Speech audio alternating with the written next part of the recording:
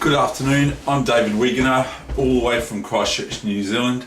The deep north, according to the Christchurch Wizard. It's all upside down, the whole thing. We're not down under, but anyway, the date is the 3rd of July 2017, and without further ado, I'm going to get right into this game, or games. It might be a mixture of things today. I'm not going to complete the game yet because the phone ran out from yesterday, and it's just gone 5 PM and I've been busy with chores, so that doesn't really matter. It's not about chess, but that's why I'm doing this one at 5 PM. So I've been doing that sort of thing today. So I coached the juniors last night, and I know the Canterbury juniors, and they're really good, and I think they're going to be all champions, a whole lot of them, you know, and I won't have a chance. But I did have a chance last night still, as I played a couple of match games. One 75 minutes or something like that. That's what the timer was at, or 1.15 or whatever. So those are the games I'm going to show you now. And we actually, the same player, we had a second game after the first one, because I was black, and so the All Blacks against the New Zealand All Whites. So the New Zealand All Blacks versus the New Zealand All Whites, and we both derive, see, I'm trying to do that TH word, we both derive from Holland parents, or Dutch lineage. And so here we go, and I'm going to introduce, if I can find them, I can't find them anywhere, my new guest back from Australia, a native indigenous creature from New Zealand that took off to Australia a wee while back. So they've just returned. I think, how many are there now? So anyway, and we're going to get on with the chess, and I'm also going to show, first off, an interesting line for those that wonder what happens after e4, e5, knight f3, f6. What do you play for white, and is it sound or is it not sound? It involves a piece sacrifice. Okay, so that's what I'm going to probably start off with, or I'll end with, or whatever I do. I don't know. I'm not structured. I just like to go with the flow and all that sort of thing. And I just watched I just listened to Phil Collins while I was doing my jobs. It was great. Phil Collins Genesis, absolutely brilliant. So much of a great entertainer, Phil Collins.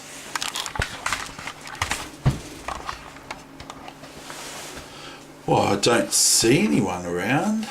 Hurry up, Dave, get on with it. Yeah, Dave, get on with it, Dave. Well, what are you going to do, Dave? Are you going to play the game, or aren't you? What was that? Come on, Dave, hurry up. Was that an Australian voice I hear? Yeah? What do you mean, an Australian voice? I'm a Kiwi. You're not a Kiwi? Yes, I am, Dave. Oh, who am I talking about here? I don't know. I'll have to have a look. Oh, the Kias. 4 Kias. We got Kias here. Now, they've joined the ranks. And they're Australian accent Kiwis, and they're Kias, and they're native of New Zealand. And if you come to New Zealand and you go to round the mountains, if you're going to Mount Cook or so, you may come across wild Kias in the wild. And I've also got Pukeko in my garden. I've got 4, I won't say it again. So here's my Kias. Hurry up, Dave, get a move on. Why are you taking so long, Dave? I know, I have to hurry up. And so this is hurry up, Dave, get a move on. Oh no, he's talking, isn't he? He's talking again. But here we've got some good old Kiwi stuff. I should make that the icon, actually. I should make that my my thingy, but it's not a chessboard. I need to have a chessboard, so I can probably just do a chessboard like that. I'll try to. Okay, so let's go on with the game. Yeah, Dave. Yeah. Oh, I don't know who that was. So we'll just revisit. Hurry up, Dave. Get a move on. What's it going to be?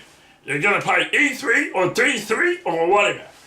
And you have to be careful of that when people try to put you off before your game, that your mind needs to, especially if one's a male, like myself, you have to be aware that it takes a male to come away from a sort of an insult about 4 to 6 minutes or something to reboot the brain. Okay, here we go. So first of all, we're going to show you, I think the engine's on. Yes, it is. I forgot to turn it off. E5, knight F3, F6. Now, I understand, and so do a few other people in the club, that they know what the move is straight after, but I mean, I've actually analysed it yesterday. Knight E5, okay? Now, there's a couple of moves here. One is this move, which white cannot play queen check here, not because of knight king here, because that would be no good for black to do.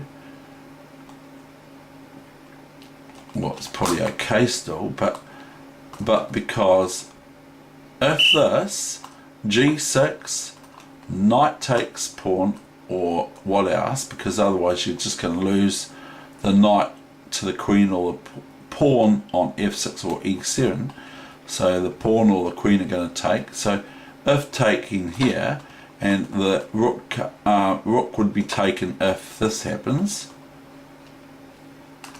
but after this move, black has the intimate, so queen e4 check, king d1 or bishop e2, and queen g6. So if bishop e2, then just queen g6, and white remains a piece down. So that's one line that black can play here, and I do not believe that white can play queen h5 because of our aforementioned analysis. So that's possibly one line you can play for black, but white is going to get new variation. White is going to get reasonable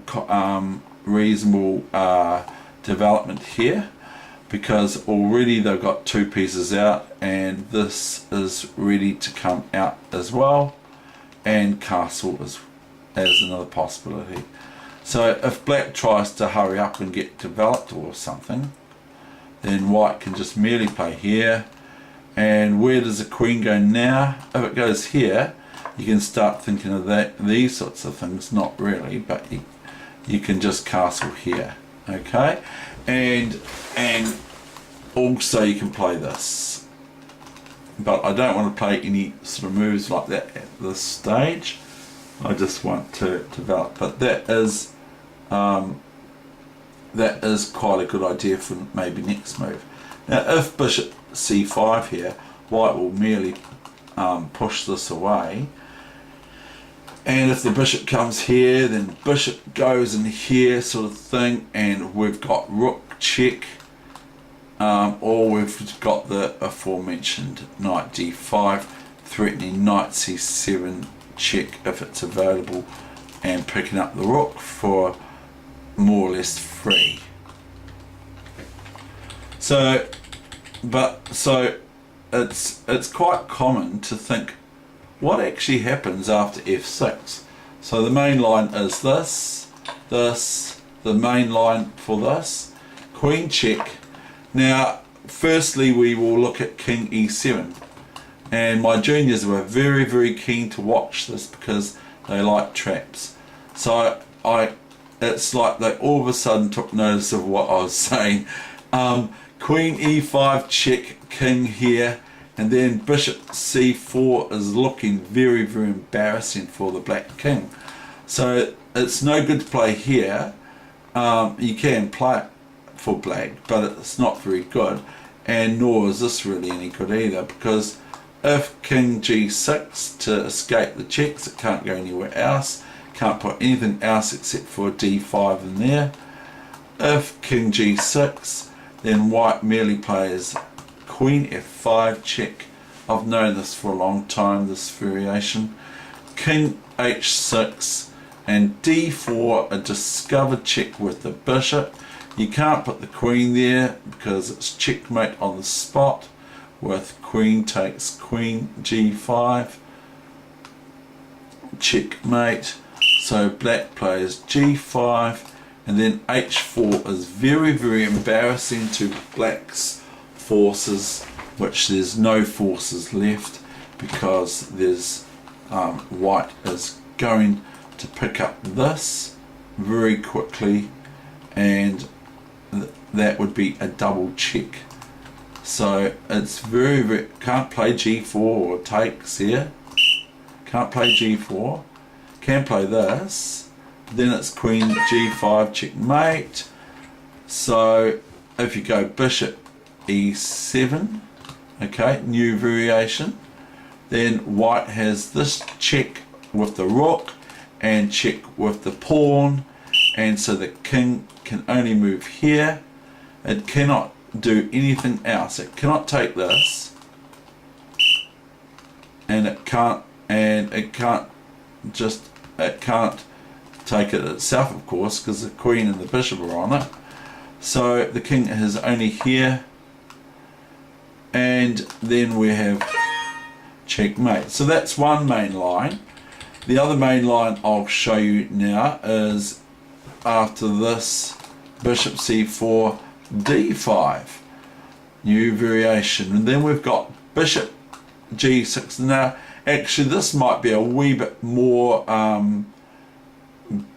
little bit better for black to play if you get into this situation, because now black can play king f5 and not be hit by queen f5 check, because if bishop takes f5, the queen on f5, and etc. But white would have this move, although this is a little bit more different.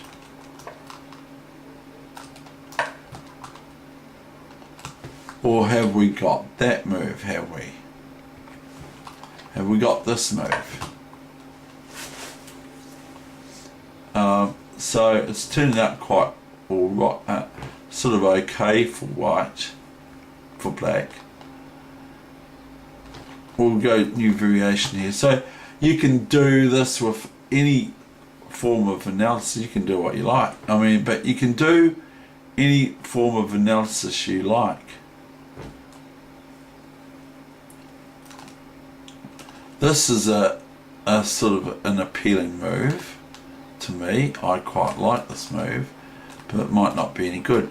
If the bishop takes, then the rook just goes here, threatening queen here, and basically checkmating black very shortly thereafter, even though the queen can be taken the second move after this, but not with the bishop, because it's pinned to the rook on g1. So here we've got what could black do? Maybe try to move the queen out here so that the queen's there, and that looks quite reasonable. So that might not be any good. So g4 might be a little bit too spectacular and a bit too much fun. So here we've even got a wee bit of a, here we've got this check here. So what does black play next? don't want to play that because it's queen, new variation, because of queen e6 checkmate. Okay, so that's no good, and as I said aforementioned, queen d5's pretty silly really. I don't even think I should talk about it much longer than it's very, very silly, because it just loses the queen and the game probably, but anything can happen in chess, we all know that. So after king g6 we have, I would play the, there's a couple of moves, but I would probably be programmed to play this move, and then black can play this.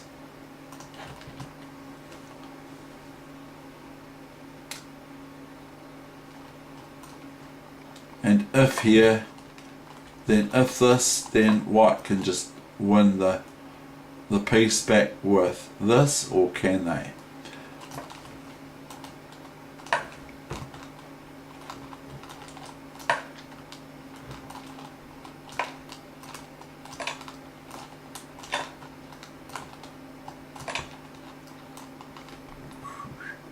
Now if king back here, then we've got queen g6 checkmate. That's checkmate. So the king can't go here either, because the same queen g6 checkmate, and it is check, so it's 4. So white could be met with this move here, which is a bit sort of crazy, but it's actually still livable for black. Now if this is a queen here, then we can go queen check, and then after bishop takes, pawn takes, check with the rook, king takes the pawn, and rook takes the queen on h8 if that was the case, but it isn't sadly, but we can live in hope.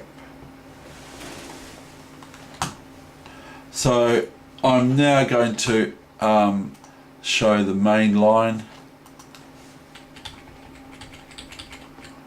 So I'm not even completely sure, without looking at the book probably.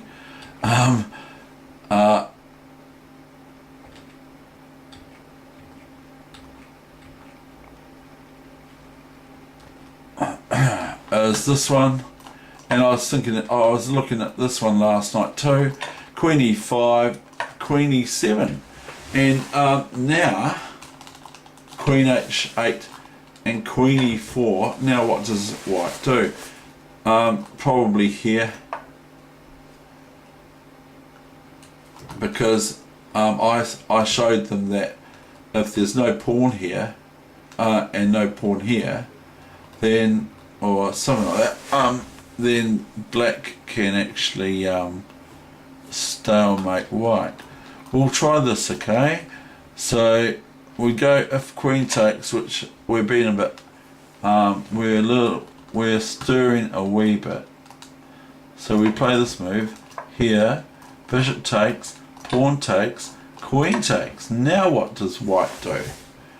Doesn't want to go here, because the queen takes rook, and the next move after bishop f1 is queen f1 checkmate. So white would have to go here, and then if here, could try to come out here, but meanwhile their rook on h1 has been lost. So I find it very interesting, and but this is the main line, the after f6, knight e5, fe5, queen h5, g6, queen e5, check, and then queen e7, king f7 is also a move, and queen e7, queen h8, what else, and queen e4, check. So it's quite interesting, and here it is still quite interesting even here.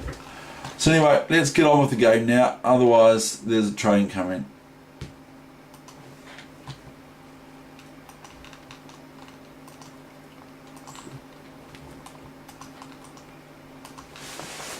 So I said there's going to be a little bit of a variance in the games today. So on black, as promised, e6, d4, and you'll probably say, wow, you had it all prepared. No, I don't. d5, e5, e5, e5. Quite good e5. Knight f3, f5. Bishop d3, knight f6. Castles, bishop e7. Knight c3, castles. Bishop f4, c6. Queen d2, knight e4. Now my opponent went wrong with queen e3. Knight d7. Knight e5 is a mistake, it loses a piece. g5, even though it's a little bit ugly the way I win it. g5, knight d7, gf4. Now the queen's attacked. The queen can't give a check somewhere because that pawn attacks the checking square as well as the knight. So white hasn't got time.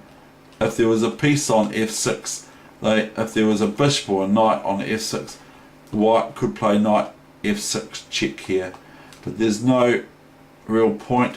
If knight f6 check, then I just choose to take it with the bishop, I'd say. So my opponent now played. So you can have a look at the variations on this. Queen f4. Now I'm best to take it now back, else I can cause trouble. Bishop d7. Knight e4. Now my opponent's just losing something else here, I think. Queen g3. I've got a nice knobbly amount of pawns, and I really like my statement yesterday, which was with the e3 game. I really liked it. That says just make sure you don't get trundled. I thought that was very funny, but you know, someone else might not think I was funny. King h8, bishop e2. So black is for one pawn a piece up. Now I've got ideas of this and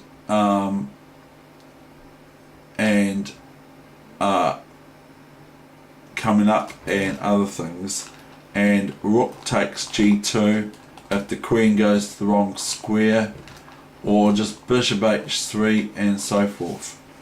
So I go rook g8 now, which is obvious, the next move. Now my opponent does the obvious move is queen e5 check, but it does come into trouble. Now queen e5, I go bishop f6, so it's very, very forceful this. Now I actually have been eyeing up if this, then I just go rook g2, even though white doesn't take this, because if white takes it, what does happen? I will not show you what happens, but I will just speak to you about what happens. So what would white's got two moves. So if white takes the rook on g2, which is checking the white king, what is my reply for black? And I'll just put my party hat on, see?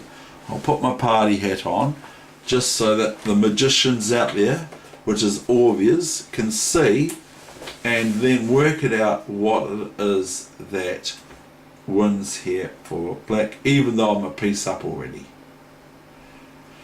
So rook g2,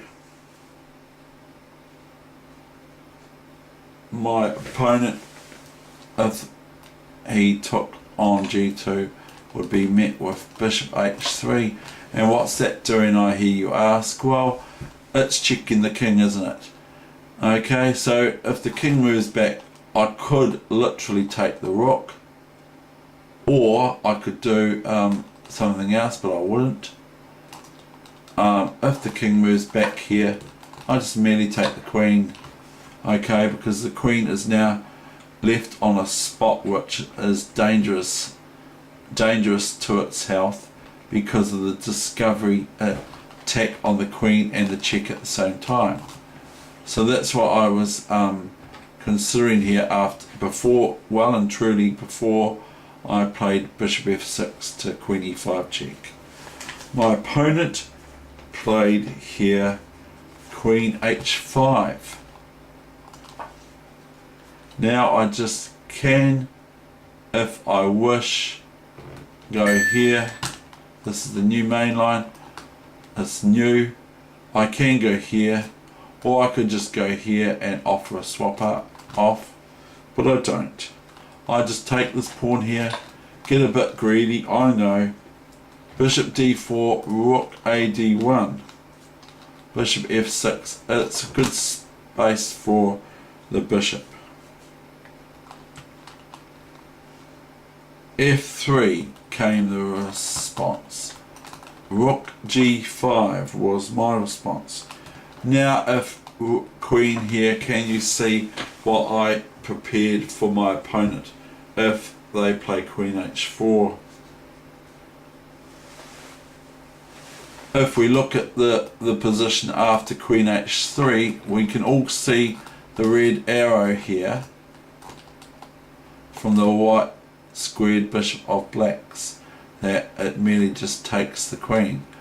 But instead of that, can you see what I had prepared, not before the game began, but here in my analysis?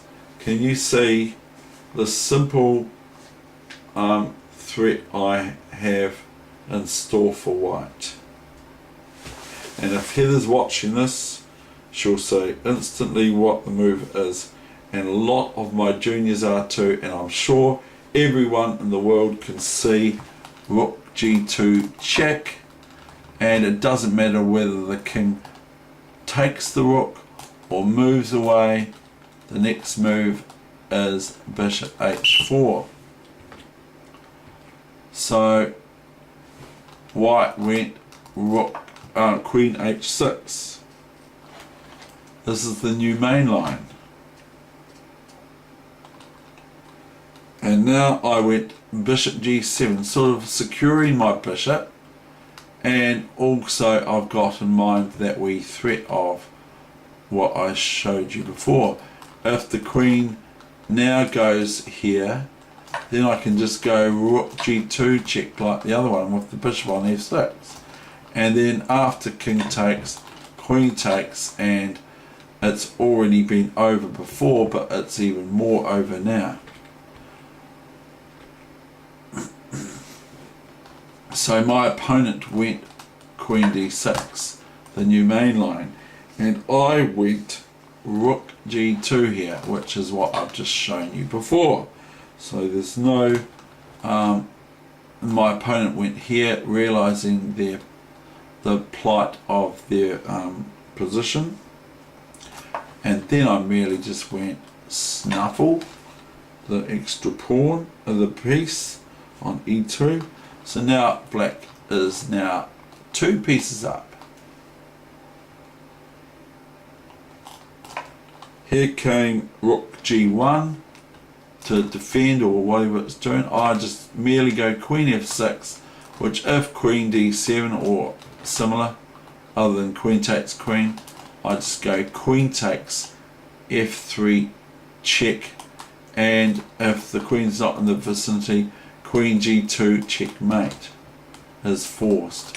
If white plays that aforementioned new variation, I just go queen f3 check and checkmate. I'm sure everyone can see the next move, even though it looks a wee bit scary.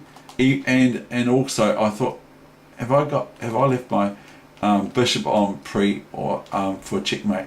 As if I don't watch it, I can get checkmated here. So, but I know that after rook g2, which is the only move here, there's no other move for white to play here. White could be met with this, which is a bit mean, or white could be met with queen g2, even though it looks a bit scary, moving the queen right up next to the king, it's protected by the rook, so it can't be taken by the white king. But if there was a piece around it, and it was hitting the g2 square from white, then it could take it. So now we'll just we will go. I went queen f6 and my opponent went queen g3, and then for some reason when I played this move I thought to myself, for all of about 2 seconds, I thought, hang on, have I left my bishop on g7 up for checkmate? Which is, if this was not the position, it'd be pretty hard to find one. But the magician in me was just lucky, I suppose. Queen f3 was the response here. If rook g2, then I can just play rook g2, and then notice that the queen, if it takes here, I just go queen takes here, queen back here, okay, queen here's forced. Then I can be very mean and play bishop h3, queen f3, because I can't take this because it's check. So that forces, otherwise it's checkmate, forces this queen f3, and then this, and if the if the king comes out here, I just go bishop check, and the king goes here, and I can go checkmate. Okay, or a longer one is this. F2, new variation. C3, bishop e3. B3, let's say, okay? Bishop. Okay? And then B4 or something like that. And then we could keep the pawn under restraint here on H2. That's another one. Okay?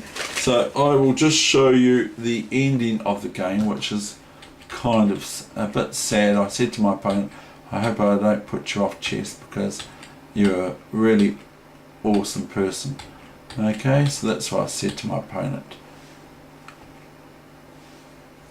After queen f3 check, my opponent went queen f3. It's the new main line, you should know. Yeah, Dave, the computer should know. It should know. It's the new main line.